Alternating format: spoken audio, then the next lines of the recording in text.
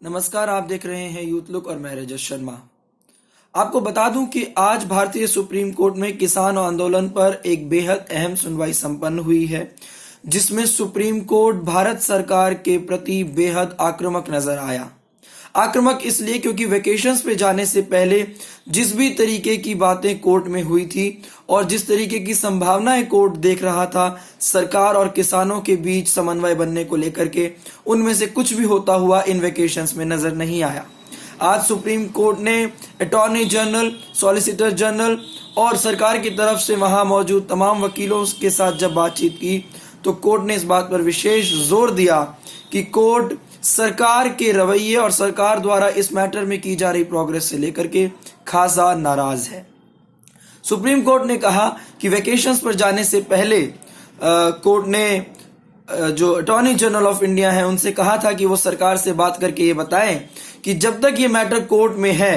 क्या तब तक के लिए ये जो फार्म लॉज गवर्नमेंट लेकर के आई है इनके इम्प्लीमेंटेशन पर रोक लगाई जा सकती है या नहीं। अटॉर्नी जनरल ने कहा था कि वो सरकार से बात करेंगे और उसके बाद जो भी उनकी सरकार की कॉल होगी उसको कोर्ट को इन्फॉर्म किया जाएगा। लेकिन आज कोर्ट ने बताया कि कोई प्रोग्रेस इस पूरे प्रोसेस में नहीं हुआ है। किसी भी तरीके का नोटिफिकेशन जो है, किसी भी तरीके का जो इंफॉर्मेशन है वो सरकार की तरफ से अटॉर्नी जनरल ने अब तक कोर्ट को नहीं दिया है। साथ ही जो ग्राउंड जीरो की रियलिटी है, यानी जो प्रोटेस्टर्स बैठे हुए हैं अब तक भी दिल्ली के बॉर्डर्स पर, ठंड के अंदर, कोविड के अंदर, बारिश के अंदर, उनकी हालत को देखते हुए और फ्यूचर की तमाम पॉसिबिलिटीज को देखते हुए, जिसमें कोर्ट ने विशेष रूप से किसी प्रकार की हिंसा या ब्लडशेड की भी संभावनाएं जताई हैं, को देखते हुए सुप्रीम कोर्ट ने अपनी चिंता जाहिर की है। कोर्ट ने आज के इस सुनवाई में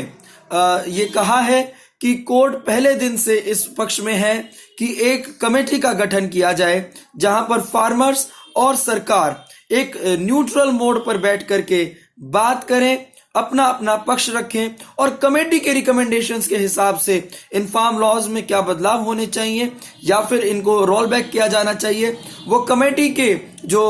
रिकमेंडेशंस है उसके आधार पर होना चाहिए। इसका शुरू से ही जो केंद्र सरकार है वो विरोध करती आई है। फार्म यूनियंस की तरफ से इस पर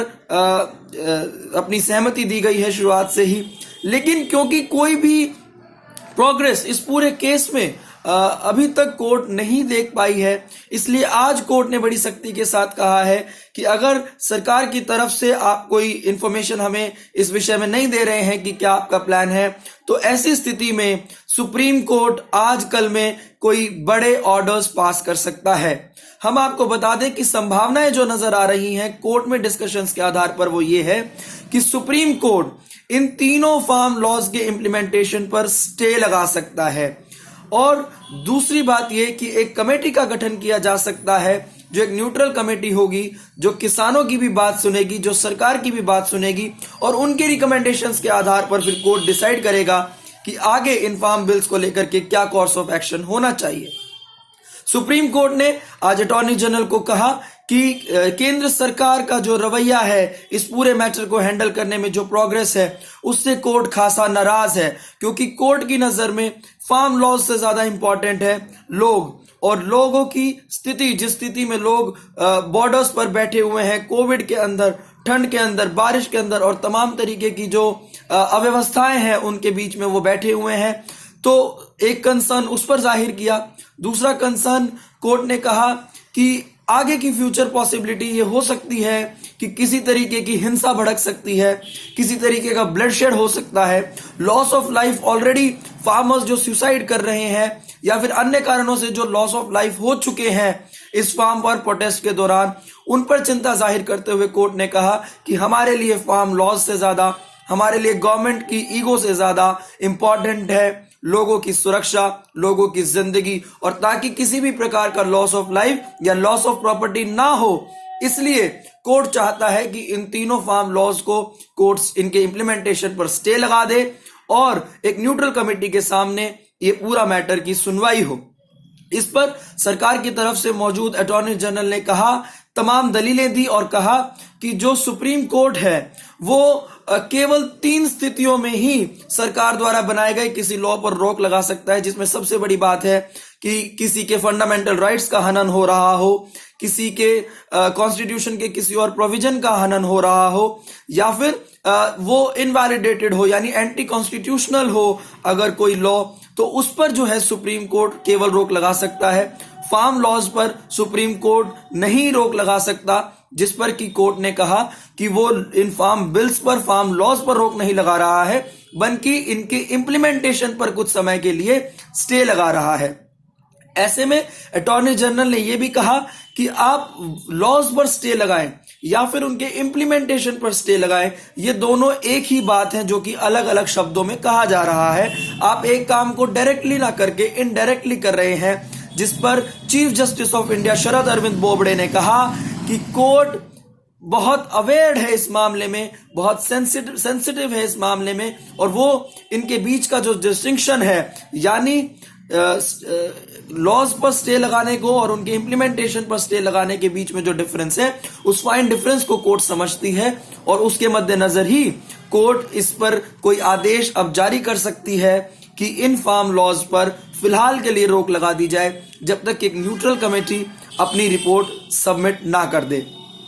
साथ ही सुप्रीम कोर्ट ने बार बार इस बात का उल्लेख किया कि सेंट्रल गवर्नमेंट जो है वो इस स्थिति को हैंडल कर पाने में बेहद नाकाम और निष्फल रही है। इस पर सॉलिसिटर जनरल ने अपनी आपत्ति दर्ज कराई। उन्होंने ये कहा कि जो फार्म यूनियन के लीडर्स हैं वो कोऑपरेट नहीं कर रहे हैं गवर्नमेंट के साथ बिल्कुल भी। गवर्नमेंट अपनी तरफ से बहुत सकारात्मक बातचीत का माहौल बनाती है, लेकिन सॉलिसिटर जनरल ने कहा कि ऐसी भी स्थितियां कई बार विज्ञान भवन में हुई कि जो फार्म लीडर्स हैं उन्होंने अपनी कुर्सियों के मुंह ही मिनिस्टर्स की तरफ से मोड़ दिए और कहा कि केवल इन 3 फार्म लॉज को रिपील किया जाए। अटॉर्नी जनरल ने भी यही बात कही कि अगर कमेटी के सामने भी फार्म लीडर्स अपनी समस्याएं नहीं बताएंगे, अपनी ग्रीवेंसेस नहीं बताएंगे और केवल इतना ही कहेंगे कि तीनों कानूनों को वापस कर दिया जाए, तो कमेटी भी प्रोग्रेस नहीं कर पाएगी और ये डेडलॉक की स्थिति जो है वो बदस्तूर जारी रहेगी। इस पर सुप्रीम कोर्ट का रवैया यही था कि हमें इस चीज को प्रिज्यूम नहीं कर सकते हैं, बल्कि एक न्यूट्रल कमेटी के सामने मैटर जाएगा और वो डिसाइड करेगी कि क्या ठीक है क्या गलत है, दोनों पक्षों को सुना जाएगा। साथ ही आज सुप्रीम कोर्ट ने वहां मौजूद तमाम वकीलों से सजेशंस भी मांगे कि ऐसे जो रिटायर्ड जजेस हैं, रिटायर्ड चीफ जस्टिसेस हैं, उनका नाम अगर वो रिकमेंड करना चाहें इस कमेटी को लीड करने के लिए, जिस पर कि कुछ 1-2 नामों पर चर्चा हुई, लेकिन वो क्यों नहीं उन नामों को अडॉप्ट नहीं किया जा सकता है, ऐसी जो उनकी मजबूरी है कोर्ट की और उन चीफ जस्टिस की, वो कोर्ट में डिस्कस हुई। तो कोर्ट ने कहा है कि वो अभी 1-2 दिन का समय लेंगे और उसके बाद में जो है वो नाम सजेस्ट करेंगे कि इस कमेटी को कौन रिटायर्ड चीफ जस्टिस जो है वो लीड करेगा, और ये डिस्कशंस फिर उस कमेटी के अंदर होंगी। साथ ही कोर्ट ने यह भी कहा कि कोर्ट बेहद चिंतित है इस बात को लेकर के कि महिलाएं, बुजुर्ग लोग और बच्चे जो हैं वो इस प्रोटेस्ट में शामिल क्यों हैं। उन्होंने जो फार्मर्स की तरफ से वकील प्रेजेंट हुए उनको ये कहा भी है कि वो कृपया कर फार्मर्स को ये समझाएं कि इस प्रोटेस्ट में उन लोगों की जरूरत नहीं है और वो लोग यहां से वापस चले जाएं। फार्मर्स के जो वकील हैं एच.एस. फुल्का ने कहा कि किसी को भी इस प्रोटेस्ट में बुलाया नहीं गया है, चाहे वो महिलाएं हो, चाहे वो बच्चे हो, चाहे वो वृद्ध हो, वो अपनी एग्जिस्टेंस की लड़ाई लड़ने के लिए अपने विवेक से इस प्रोटेस्ट में शामिल होने के लिए आए हैं। जिस पर कोर्ट ने कहा है कि जो चीफ जस्टिस ऑफ इंडिया है वो निजी रूप से चाहते हैं कि ये लोग यानी कि बच्चे, महिलाएं और वृद्ध लोग वो इस प्रोटेस्ट से वापस अपने घर पर चले जाएं और बाकी लोग जो है वो इस प्रोटेस्ट को कंटिन्यू कर सकते हैं। साथ ही जब केंद्र सरकार की तरफ से ये कहा गया कि अगर इन लॉज के इंप्लीमेंटेशन पर स्टे लगाया जा रहा है, तो साथ में कोर्ट ये भी कहे कि तब तक के लिए जो फार्मर्स हैं वो भी अपना प्रोटेस्ट कॉल ऑफ कर ले, तो उस पर सुप्रीम कोर्ट ने कहा कि कोर्ट प्रोटेस्टर्स को प्रोटेस्ट ना करने की नसीहत नहीं दे सकता है। हाँ, चीफ जस्टिस ऑफ इंडिया ने अपने लेवल पर पर्सनली ये अपील जरूर की है कि जो महिलाएं, बच्चे और बुजुर्ग इस प्रोटेस्ट में शामिल हैं वो घर चले जाएं और बाकी लोग इस प्रोटेस्ट को जारी रख सकते हैं। कुल मिलाकर के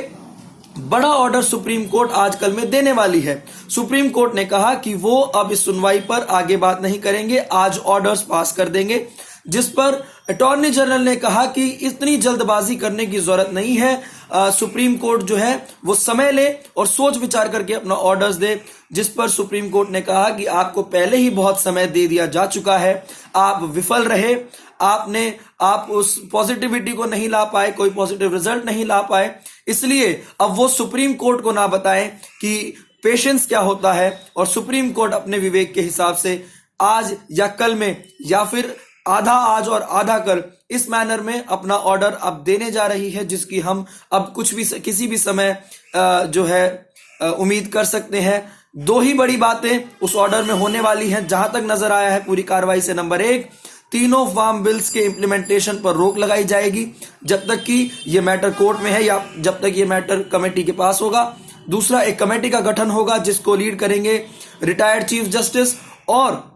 उस कमेटी के सामने फार्मर्स भी और सरकार भी अपनी तमाम दलीलों को रखेंगे, और वो कमेटी फिर एक कोर्ट में रिपोर्ट सबमिट करेगी, जिसके बाद इन फार्म बिल्स पर आगे का पूरा कोर्स ऑफ एक्शन डिसाइड किया जाएगा। इस तरीके की लाइव अपडेट्स हम आपको देते रहेंगे। आप यूथ लुक को सब्सक्राइब कर दें, वीडियो को शेयर करें, और अपने जो क्वेश्चंस हैं या अपना जो राय है इस पूरी कार्रवाई पर वो कमेंट बॉक्स में हमें बता दें। देखते रहिए यूथ लुक।